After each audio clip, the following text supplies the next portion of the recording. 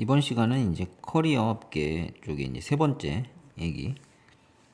이제 뭐 네트워크 업계에는 어떤 회사들이 있나에 대해서 살펴보고 있고요. 세 번째로 실제 이제 네트워크 보안 제품군들 그리고 이제 서비스 형태로 뭐 하드웨어하고 그다음 소프트웨어 그다음에 서비스형 이런 형태의 어떤 네트워크 기능을 구현하는 제품들을 만들어 파는 회사들에 대해서 살펴보도록 하겠습니다. 대표적으로 잘 아시는 업체들이 있죠. 네트워크는 뭐죠? 시스코라는 대형 글로벌 넘버원 회사가 있고요. 라우터군, 스위치군, 그다음에 전송, 그다음에 이제 보안 장비까지.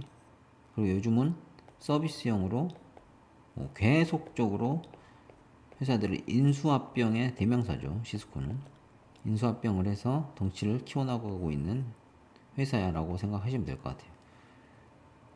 그리고 또 뭐 L4나 방화벽 뭐 이런 업체들 많이 있죠.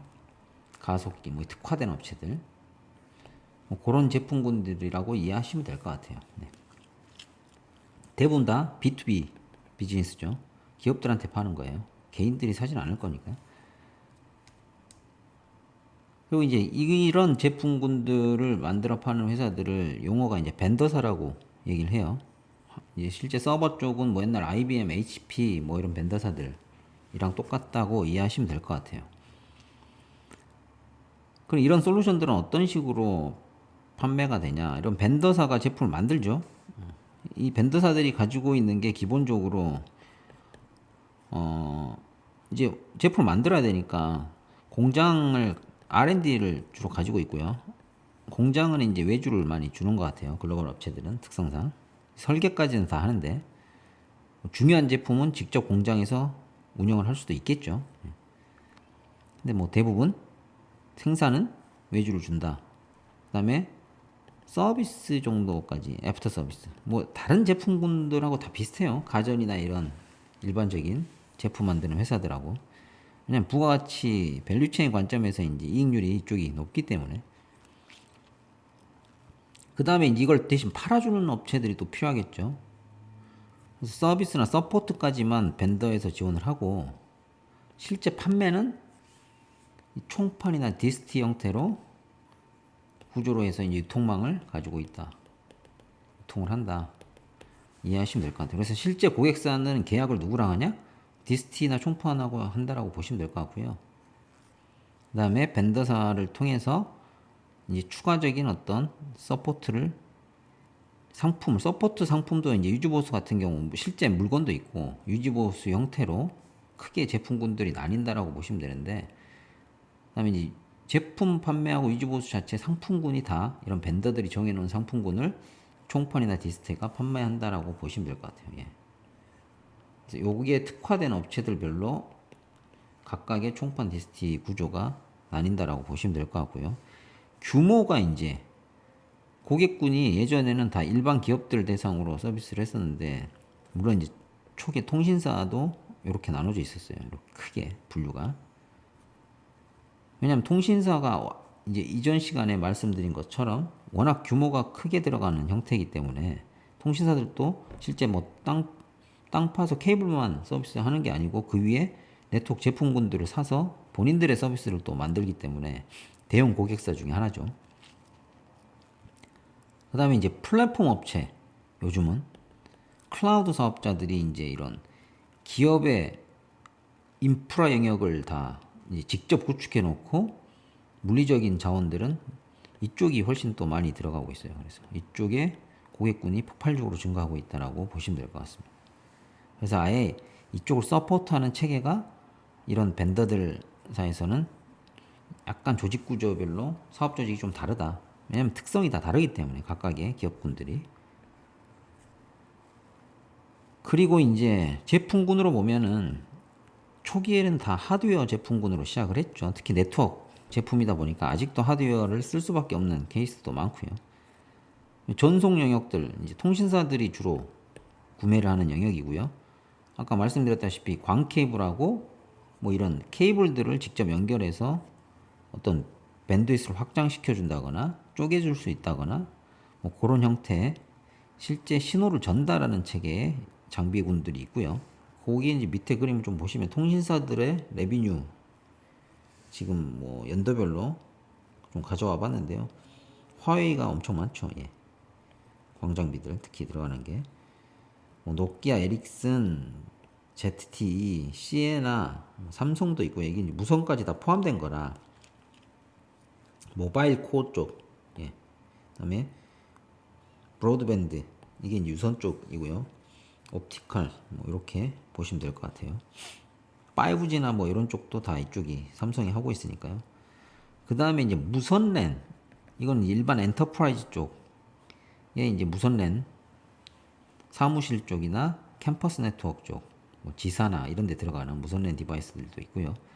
그다음에 많이 쓰는 뭐 L2, L3 스위치군, 그다음 라우터군, 보안 장비들, 그다음에 L4나 특정 목적용 하드웨어 박스들이 있을 거고요. 다 거의 다 어디 들어가요? 이런 제품들은 데이터 센터나 이제 사업장에 들어가는 거죠. 예. 그래서 데이터 센터가 예전에는 이렇게 있고요. 기업들이 그다음에 이제 브랜치들이 기업이 이제 쭉 있을 거잖아요. 규모에 따라서 여기 이제 통신 사업자들이 회선을 제공하는 거고요.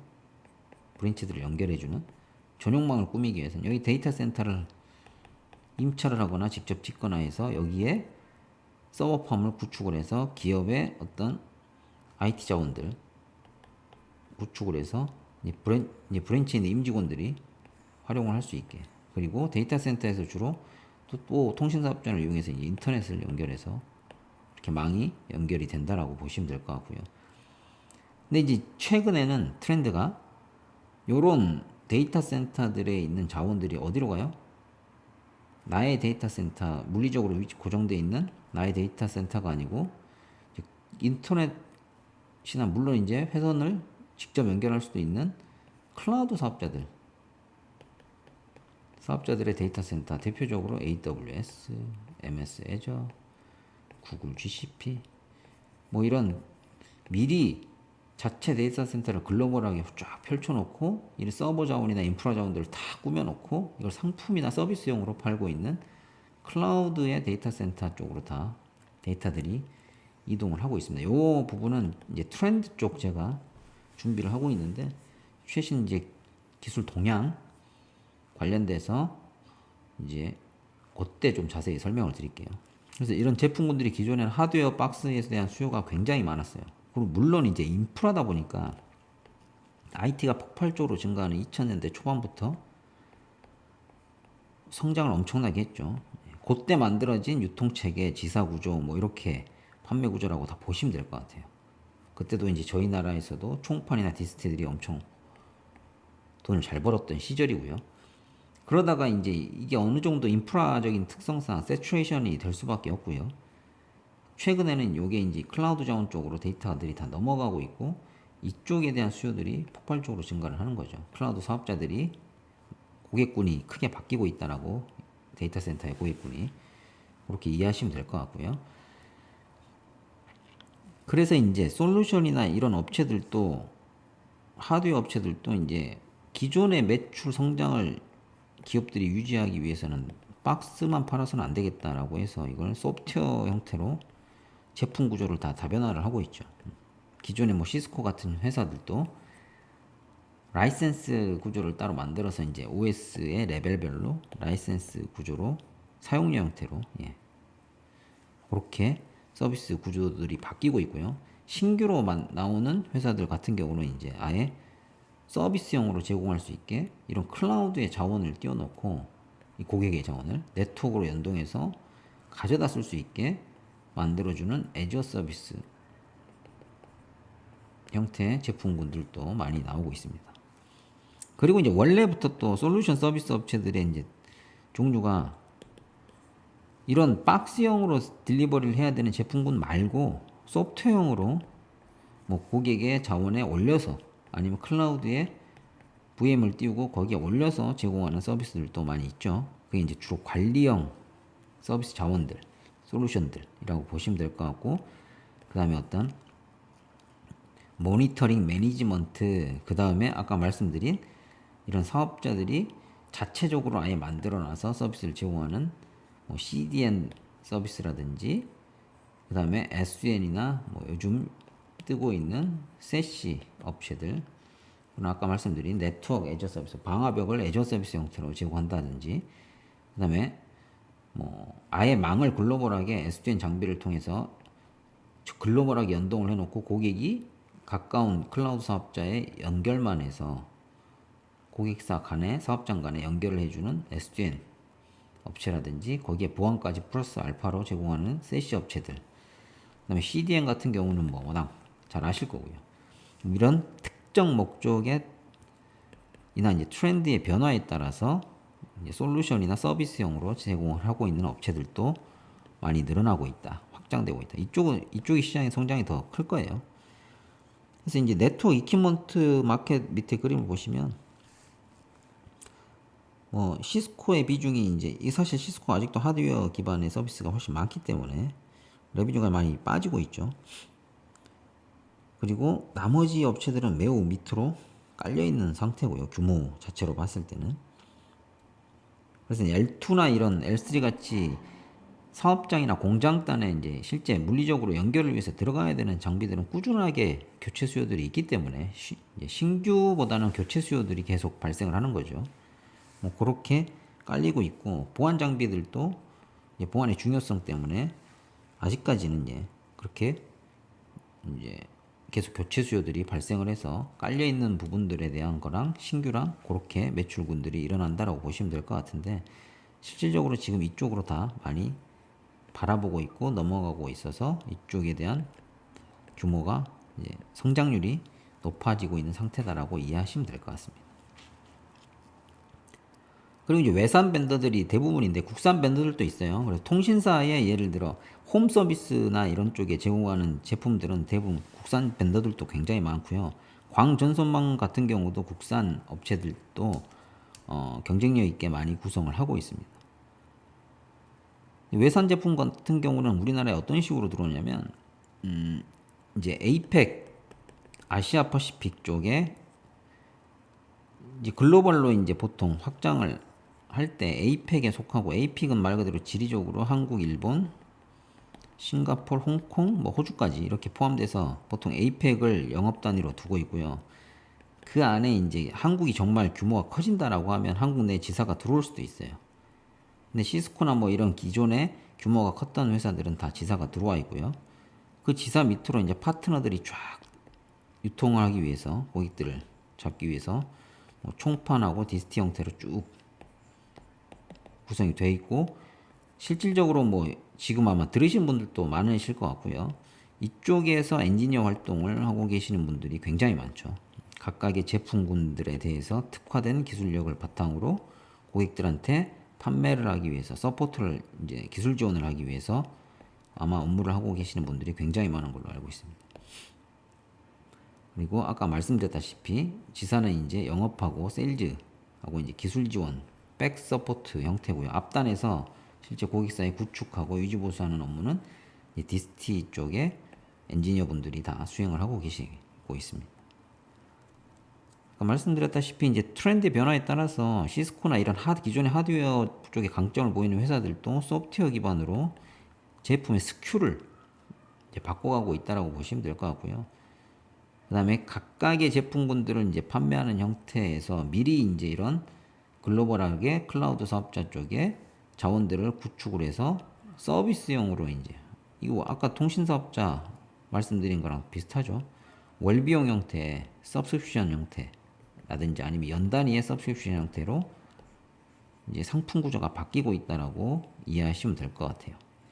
그래서 이쪽이 늘어나는데 제가 이제 좀 안타까운 부분들은 아직도 엔지니어 분들이 사실 이런 서비스용으로 제공을 한다는 그 밑단에는 뭐 어떤 게 있어요? 예. 원래는 물리적으로 한 위치에 데이터 센터나 이런 사업장에 박스형으로 구성이 됐던 제품군들이 내 데이터 센터가 아닌 다른 인터넷상이나 아니면 물론 이제 전용선으로 연결할 수 있는 어떤 위치에 남이 만들어 놓은 제품군들로 바뀌는 거잖아요, 사실. 이걸 가져다 쓰는 형태로 어떤 고객이 직접 여기다 연결해서 쓰던 거를 여기 있는 걸 이제 가져다 써야 되는데 이러려면 이 망에 대한 구조를 좀 많이 아셔야 돼요. 그래서 실제 기업들의 망이 어떻게 되어 있고 이 기업들이 이 서비스들을 제공을 받기 위해서는 어떻게 망을 확장을 시켜야 되나. 근데 이제 기존의 이제 총판이나 디스들도 매출이 많이 빠지고 있기 때문에 기존의 박스에 대한 매출이 이런 서비스형 솔루션들도 이제 계속 외국에서 좋은 솔루션들이 들어오기 때문에 이쪽이랑 이제 계약을 맺어서 이제 서포트를 하고 총판 계약을 맺고 고객군을 늘려가려고 하는데 이런 부분들은 이제 기본적으로 지식들이 좀 알아야 되는 게 있죠. 아까 말씀드렸다시피 하나의 박스 안에서 동작이 뭐가 좋아요, 컨피그가 어때요, 문제가 생기면 어떻게 대응하시면 돼요. 이거에 플러스 알파가 필요한 거죠. 사실 이런 제품의 박스에 대한 부분은 이제 이 자체를 파는 게 아니고 여기에 올려서 고객들의 서비스를 연동을 하는 형태이기 때문에 망을 이용해서 요 기반을 아시고 대응을 하셔야 잘 팔 수도 있고요. 잘 지원을 할 수도 있고요. 그렇게 되는 거죠, 사실. 그래야 성장을 또 회사가 할 수가 있겠죠. 그런 부분들을 보시고 준비를 하시거나 기존에 박스만 서포트를 하시던 분들도 그런 형태에 대해서 좀 이해를 하시고 관련된 기술들이나 스킬들을 확보를 하시면 좋을 것 같습니다. 네, 여기까지 아주 뭐 저희가 익숙하게 많이 사용하고 있는 네트워크에 대한 제품과 서비스들을 만들어 파는 회사들에 대해서 어떤 식으로 뭐, 이해관계자들이 구성이 되고 서비스를 제공하고 있는지에 대해서 설명을 드렸습니다. 감사합니다.